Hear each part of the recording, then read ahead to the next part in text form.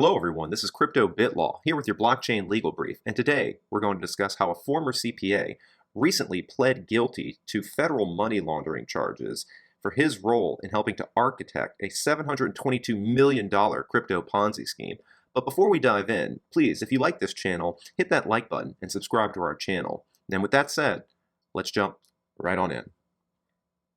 Alright, so here we could see CoinDesk reports that a former CPA pleads guilty to helping BitClub architect Launder funds in a $722 million Ponzi scheme. The 57-year-old Nevada man pleaded guilty to one count of conspiracy to commit money laundering and one count of aiding in the preparation of a false tax return.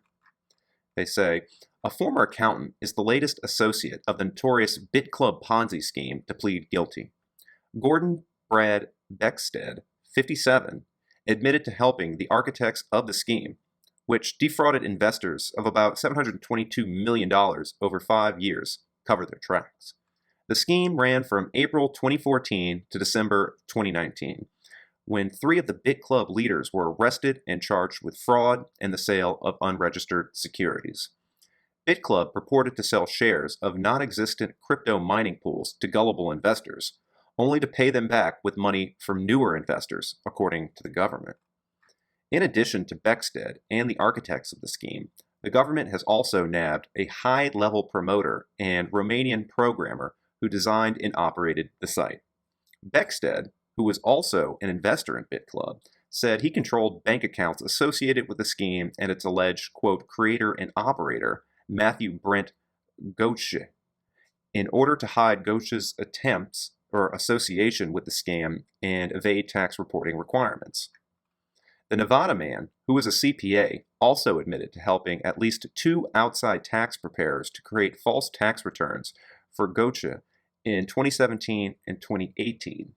The returns didn't include over $60 million in income Goetze received through his role in BitClub. According to a press release issued by the Department of Justice on Thursday, Beckstead's tax hijinks shorted the government of $20 million in federal income taxes. Beckstead pleaded guilty to one count of conspiracy to commit money laundering and one count of aiding in the preparation of a false tax return. He faces up to 23 years in prison, as well as a fine. All right, so here's a copy of the DOJ's press release regarding this incident.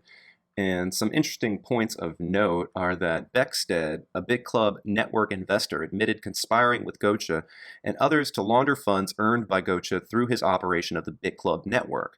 At the discretion of Goetze, Beckstead created and controlled various entities that were used by Beckstead, Goetze, and others to shield Goetze's association with the BitClub network and disguise income derived by Goetze through his operation of the BitClub network. So this is more of a exploration of how this scheme was operated.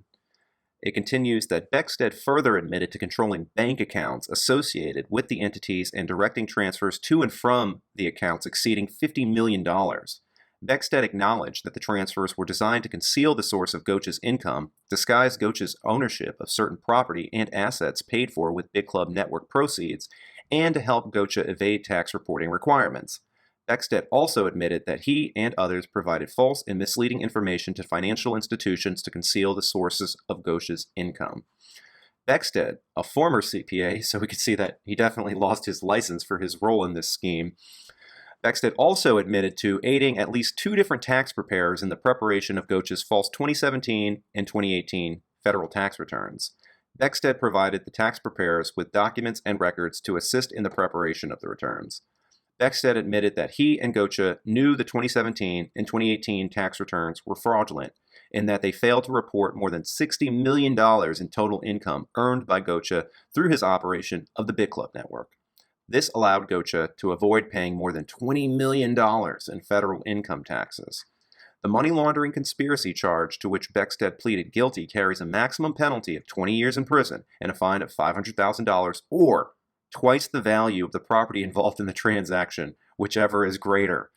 So, man, that's going to be a nice harsh penalty. The tax charge to which Beckstead pleaded guilty carries a maximum penalty of 3 years in prison and a fine of $100,000. Sentencing is scheduled for August 9th of 2022.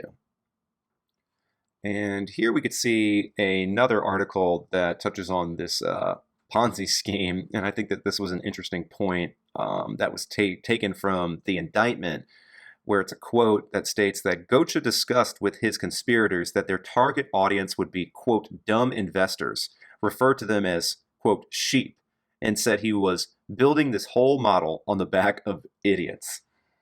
Wow, that seems pretty egregious to me. Here's another interesting point in the case that has to deal with the foreign Romanian programmer, where he admitted to playing a role in the mining scheme and ultimately pleaded guilty to wire fraud and the offering and sale of unregistered securities. The interesting point here is that the programmer, Balaki, confirmed in his plea that BitClub had indeed wreaked the economic damage that prosecutors accused the mining pool's principals of committing, $722 million in stolen Bitcoin over 5 years. But consider this, Bakali was recently arrested in Germany, according to the DOJ. And then he, as part of the plea agreement, he faced a maximum of 5 years and $250,000 fine. So the takeaway from this is that even though this guy was operating out of the United States, he was arrested in a foreign country. He was, I think, Romanian and then arrested in Germany. So this is just kind of a warning to anyone that is operating in a foreign jurisdiction that the United States and the long arm of the United States government and the Justice Department can go to these foreign jurisdictions and arrest these individuals that are involved in these nefarious schemes, prosecute them, and either convict them or get them to plea guilty to their charges. So this kind of brings up reminiscence of what's kind of playing out right now with Do Kwon and the Terra Luna chain, particularly the Mirror Protocol, where he is facing charges, or an investigation rather, from the SEC, the Securities and Exchange Commission, regarding the sale and distribution of unregistered securities for the Mirror tokens. So this is just a precedent and a warning to those that think they can outrun the U.S. government in a foreign jurisdiction. The government's jurisdiction extends way beyond just the continental and territorial boundaries of the United States itself. They can work with these foreign governments and agencies to actually arrest, indict, charge, and convict these defendants that are involved in any sort of digital asset scheme or alleged violation of U.S. law. So, with that said, I hope you guys enjoyed this content. Please, if you did, like and subscribe to our channel. We really appreciate that. And with that said, thanks again for watching, and we'll see you all in the next video.